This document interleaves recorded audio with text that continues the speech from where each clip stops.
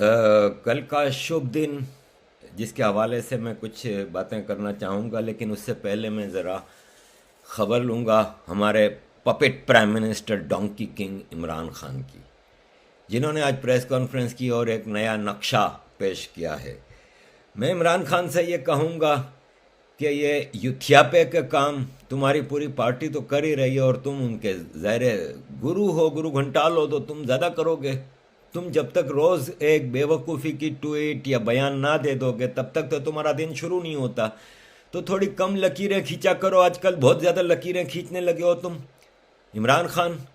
बात दरअसल ये है कि अगर जितना तुम इंडिया के नक्शे पे और जियोग्राफी पे तुम फिक्र करते हो, इतनी फिक्र अगर तुम पाकिस्तानियों, अगर पाकिस्तान की जियोग्राफी की फिक्र करते ना, तो आज आधा पाकिस्तान लूज ना कर जाते।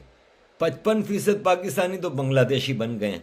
बाकी जो पाकिस्तानी हैं, बलोच, पख्तून, मुहाजिर, सिंधी, सिराइकी, हिंद को, हज़ारा, वो सब तुमसे तंग हैं। पाकिस्तान की पंजाबी आर्मी से सब तंग हैं।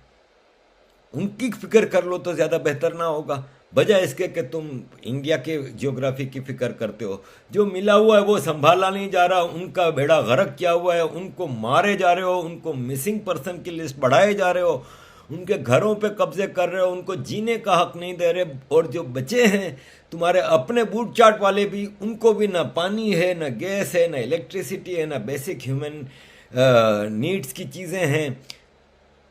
फिक्र तुम्हें इंडिया की है, कुछ शर्म कर।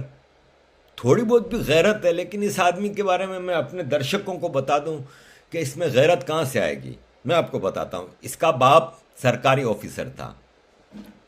करप्शन के इल्ज़ाम पे इसके बाप को भुट्टो ने सरकारी नौकरी से निकाला था। मुझे एक बात बताएं, एक सरकारी नौकरी करने वाला एक आम आदमी, इसका बाप, कि जिसकी बीवी कैंसर की मरीज थी, इनके पास इलाज के पैसे नहीं थे, वो ऑक्सफोर्ड में पढ़ने जा रहे हैं। और ऑक्सफोर्ड में ये क्या करता था, ये कुछ अय्याश बरतानवी बूढ़ी खवातीन की अय्याशी का सामान था। इसके बारे में मशहूर था। बल्कि इसने एक ऐसी लड़की से शादी की जिसकी माँ इसकी गर्लफ्रेंड रही है। ये सब हकीकतें मौजूद हैं, आपको हिस्ट्री की बुक्स में मिल जाएंगी, और कुछ नहीं तो रहम खान की किताब में आप चले जाएं तो आपको बहुत कुछ मिल जाएगा। इस आदमी का पर्सनल कैरेक्टर ये है, आज तक, ये नहीं कि तब, आज तक पीरनी साहब से दम कराने जाता था, पीरनी साहब का शौहर बेचारा कमरा छोड़ के चला जाता था कि चलो मुरीद आया है, उसके बेटे की जगह है या उसके भाई की जगह है, पता चला वो बाहर ही रह गया बेचारा, फिरनी को भी लेकर उड़े। तो ये तो इनकी औकातें और हरकतें हैं। दोस्तों को नवाजा है, इसमें एक क्वालिटी है कि ज़िंदगी में, क्योंकि 92 के बाद से ये जॉबलेस है, लेकिन ज़िंदगी 5 स्टार गुजारता था। कराची में, इस्लामाबाद में बंगला, लाहौर में बंगला, लंदन में बंगला, हर जगह काम टके का नहीं किया 92 के बाद। भाई आप रिकी पॉन्टिंग को देखें, उसने कितने वर्ल्ड कप जीते, कितनी चीज़ें जीती। आज भी बेचारा कहीं कोचिंग कर रहा होता है तो कहीं कमेंट्री कर रहे होते हैं, तो सब अपना काम, इसने कभी कुछ काम नहीं किया। ये हराम के पैसे पे सारी जिंदगी रहा है। तो जो जो इसको काम में आए ना, उन सबको इसने नवाजा, जिसमें लेटेस्ट है ये इसका हेल्थ एडवाइज़र जो कल इसने मुकर्रर किया है, ये शौकत खानम हॉस्पिटल, जो कि इसने पाकिस्तान और दुनिया भर के आवाम से लूट के पैसा, ये कमर्शियल एंटिटी कायम की है, जिसके बारे में कहा जा रहा है कि ये फ्री में इलाज करते हैं। कोई फ्री में इलाज नहीं करता। पाकिस्तान का सबसे महंगा कोरोना टेस्ट ये कर रहे हैं। पूरे पाकिस्तान की चैरिटी ये खा जाते हैं। पहले तो दूसरी भी जब को पार्टियों को मिल जाता था, अब तो आर्मी की सारी चैरिटी या आर्मी के इदारों को जाती है या पीटीआई की उसको जाती है। लूटमार, चोरी, डाका अपने दोस्त इसके सारे कर रहे हैं इस वक्त। फैसल वावड़े को ले लें, इस आदमी की 2% की औकात है। इसका कैरेक्टर मैं पर्सनली जानता हूँ। इसके बारे में मैं मतलब बोलूँगा तो ये यूट्यूब में बोल नहीं सकता पब्लिकली, इतना गंदा कैरेक्टर का आदमी है, घटिया तरीन। और ये एक नहीं, अली जैदी ले लें, इमरान को ले लें, डॉक्टर इमरान अली शाह, ये सब के घटिया कैरेक्टर, मैं पर्सनली इन सबको जानता हूँ। तो इमरान खान अपनी फिक्र करो। जूनागढ़ जिसकी तुम बात कर रहे हो ना, जूनागढ़ पे 17 हमले तो तुम्हारे पिताजी ने किए थे, महमूद गजनवी ने। बाल भी नहीं उखाड़ सके हो तुम जूनागढ़ का। जूनागढ़ हिंदू था, इंडियन था। जूनागढ़ हिंदू है, इंडियन है, और जूनागढ़ हिंदू रहेगा और इंडियन रहेगा। और बहुत जल्द नक्शे की जब आप बात करते हो ना तुम, तो बहुत जल्द नक्शे की तब्दीली तो पाकिस्तान के नक्शे की तब्दीली होने वाली है। और अब वक्त आ गया है इमरान खान, अब वक्त आ गया है। और इंशाल्लाह मैं कोशिश करूंगा, दुआ करूंगा, पूरी दुनिया में कैंपेन चलाऊंगा कि तुमको और तुम्हारे इन बाजवों को इंटरनेशनल कोर्ट ऑफ जस्टिस में वार क्राइम्स के तौर पे पेश किया जाएगा। आगे आता हूं मैं। कल एक मुबारक दिन है, एक बहुत ही ज़रूरी काम होने जा रहा है। मेरी खुशी का मैं अंदाज़ा नहीं बता सकता, क्योंकि ये मुसलमानों की भी भलाई का काम है। मैं बार बार कह रहा हूं कि कब्ज़े की नाजायज़ जगह पे मस्जिद हराम है, उसमें की जाने वाली इबादत हराम है, तो ये मुसलमानों का भी भला है। पहला स्टेप है। आई विल बी हैप्पी कि इंडिया के ही नहीं, पाकिस्तान, अफगानिस्तान, बांग्लादेश में भी जितने मंदिर गुरुद्वारे तबाह किए गए हैं वो रिस्टोर हो जाएं। मामूली मिसाल दूंगा कि जब मैं कराची में जमशेद टाउन का मेयर था, तो जमशेद टाउन में दुनिया में जो 4 पुराने तरीन मंदिर हैं उसमें से एक कराची के जमशेद टाउन में था, श्री पंच हनुमान मंदिर। अभी मुझे कहीं से खबर मिली है कि ये पिछले साल या इससे पिछले साल, कुछ सालों पहले वहाँ से एक मूर्ति निकली है जो कई हज़ार साल पुरानी है। आर्कियोलॉजी डिपार्टमेंट उसको स्टडी कर रहा है, लेकिन ये खबरें दबा देते हैं। आपको जर्मनी में एक जगह आर्कियोलॉजिकल साइट पे शिवलिंगम मिला है, कंबोडिया में, इंडोनेशिया में। बार बार साबित हो रहा है कि यही सबसे पुराना धर्म है।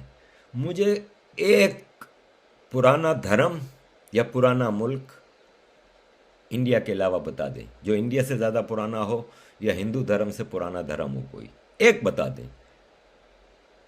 ये इनकी सर्वाइवल, इनकी सच्चाई है। अयोध्या के हवाले से मैं मुबारकबाद दूंगा अगेन पूरे हिंदुस्तान के लोगों को, ख़ास तौर पे मुसलमानों को।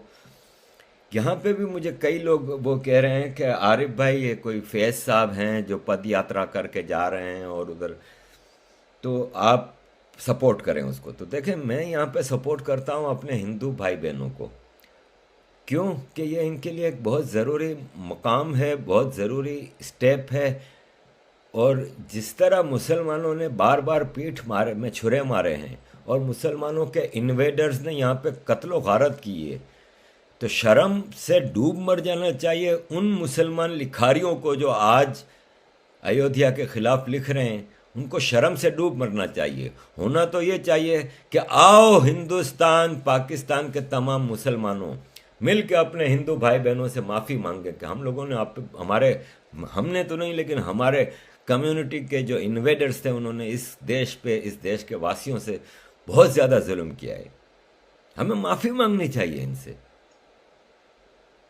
मैं बार बार कह रहा हूँ कि कदर करो जो तुम्हें ये लोग मिले हैं। अगर तुम्हारे जैसे तुमको मिलते ना तो पता चल जाता। तो फैज़ साहब हों या कोई भी हो, मैं यहाँ पे इस पॉइंट ऑफ व्यू से हूँ कि हम सॉलिडरिटी तो दिखाएं।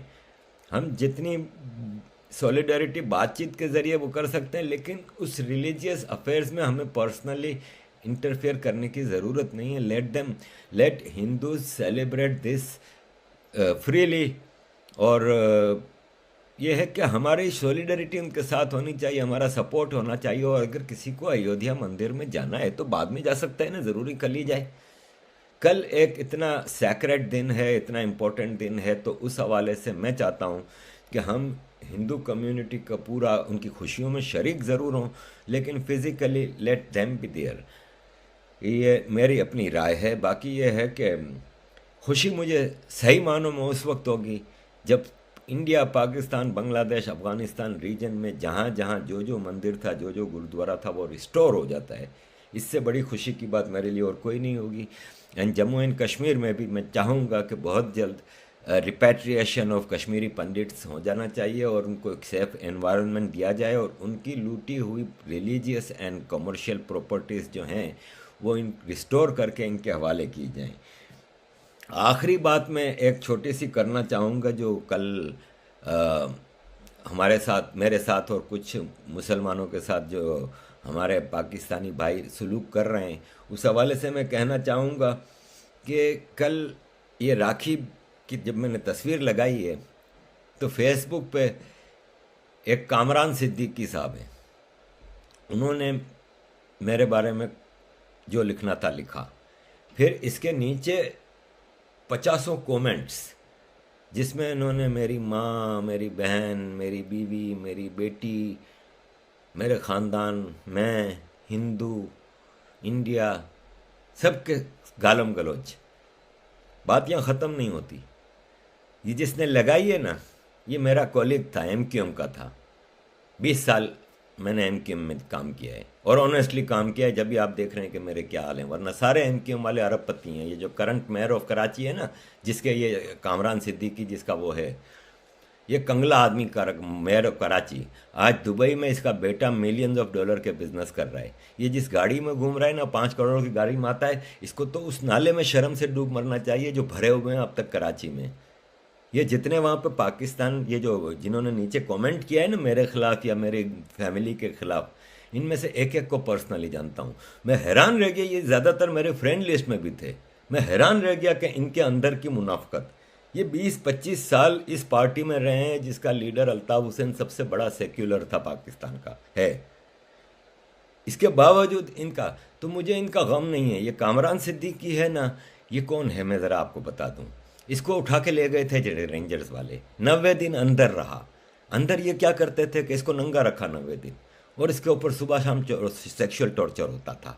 फिर इसकी वीडियोस बनाई, फिर इसकी फैमिली की औरतों को उठाया, उनके साथ जो किया, फिर उसकी वीडियोस बनाई। तो फिर कामरान सिद्दीकी को जो इशारा मिलेगा वो वही करेगा ना। तो मुझे इसका गम नहीं है, मुझे पता है कि ये किस दौर से गुजर रहा है। तो आर्मी रेंजर्स यही हरकतें हमारे खिलाफ करती है, तो वो कामरान सिद्दीकी ने किया। नीचे जो कमेंट्स में लोग हैं ना, मैं वो लोग सब सुनते हैं मेरी वीडियो। ये इतने बेगैरत मुनाफिक हैं कि सब मेरी फ्रेंड लिस्टों में अलग अलग नामों से होते हैं, मेरी एक एक वीडियो को सुनते हैं। अंदर से इनकी आग लगी हुई है। क्यों? इसलिए कि ये बेचारे वहाँ पे रेंजर्स के गुलाम हो गए ना, क्योंकि वीडियो बन गई ख़ानदान की, अपनी बीवी की या बहन की या बेटियों की वीडियो बन गई, टोटल ग़ुलामी में चले गए। तो मुझे इनका इतना ज़्यादा गम नहीं है। मुझे पता है कि तुम लोग अपनी मजबूरी में मेरे ख़िलाफ़ ये सब कर रहे हो, तो क्या करें अब तुम लोगों को तो सारी ज़िंदगी तो अंदाज़ा हुआ कि किस तरह ये काम करती है फ़ौज। तो और बाकी यहाँ वो जो पाकिस्तान में इस वक्त ये इनके एमक्यूएम पाकिस्तान के नाम से जो एक पार्टी है ना, ये बूट चाट पार्टी, इसके तमाम लीडर भी अंदर 90-90 दिन की जियारत करके आए हैं। जैसे ये पीटीआई का आमिर लियाकत, उसने तो, उसको पूछा गया था बाकायदा कि आपके साथ वहाँ पे सेक्सुअल टॉर्चर हुआ? कहते नहीं नहीं, मुझे तो उन्होंने दाल चावल खिलाए थे। तो जाहिर है वो उसके बाद दाल चावल ही खिलाएंगे ना, वो सब करने के बाद। तो ये सब दाल चावल खाए हुए लोग हैं ना जो पाकिस्तान में, वरना तो वो पाकिस्तान से निकल जाते तो इंसान के बच्चे बन जाते, लेकिन वो बेचारे फंस गए। तो इनको तो पूरा ख़ानदान, ये खुद सिर्फ ग़ुलामी में है रेंजर्स की। जब बुलाते हैं तो हाँ जी, बल्कि ऐसा भी होता है कि जब इनके घरों पर रेंजर्स आती है तो ये कहते हैं कि आप अंदर आराम से जो करना है कर लें, हम बाहर खड़े वेट कर रहे हैं। और ये कामरान सिद्दीकी के पिक्चर के नीचे, जो मेरी पिक्चर इसने लगाई है, इसके नीचे जो कमेंट्स कर रहे हैं ना, उसमें ज़्यादातर वो लोग हैं एमक्यूएम के, वो लोग जिनको हम एमक्यूएम के शहीद कहते हैं, जिन्होंने अपनी जान दी थी ऑपरेशन के दौरान इस मुहाजिर कोस के लिए। उनकी माँओं बहनों की इज्जतें लूटे हैं। ये नीचे जो कमेंट्स कर रहे हैं ना, इनमें ज़्यादातर सेक्टर और यूनिटों में बैठते थे, पूरे मोहल्ले की इज्जतों का बेड़ा गर्क करते थे। और फितरा, ज़कात, कुर्बानी की खालें, इन जितनी भी एमक्यूएम की चैरिटी होती थी, इसमें से ये डंडी मारने वाले लोग हैं। इनकी ज़िंदगियां खैरात और ज़कात के पैसे पे निकली है।